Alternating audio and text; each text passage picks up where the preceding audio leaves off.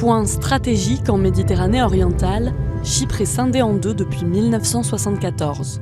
L'armée turque avait alors envahi le nord de l'île en réaction à un coup d'État manqué qui visait à rattacher le pays à la Grèce et inquiétait la minorité turcophone. 200 000 personnes avaient dû fuir, les Chypriotes grecs vers le sud et les Chypriotes turcs vers le nord, abandonnant derrière eux leurs maisons, biens et terrains. Toujours profondément divisée, l'île compte aujourd'hui 1 million d'habitants. La République de Chypre, reconnue par la communauté internationale et membre de l'Union européenne, gouverne la partie sud. L'autoproclamée République turque de Chypre du Nord, qui administre la partie nord, n'est reconnue que par Ankara.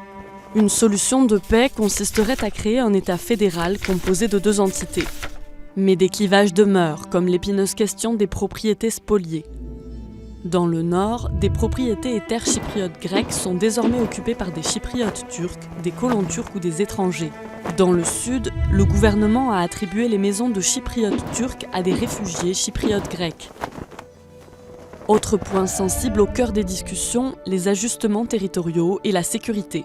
S'il a toujours été admis que les chypriotes turcs devraient céder une partie du territoire qu'ils contrôlent, le tracé des limites internes et la part des terres à restituer divisent les délégations depuis 4 décennies.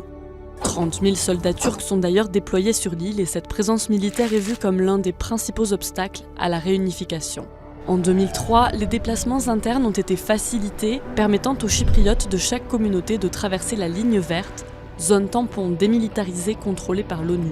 L'année suivante, un plan de réunification piloté par l'ONU a été soumis à référendum et approuvé par la majorité des Chypriotes turcs, mais largement rejeté par les Chypriotes grecs.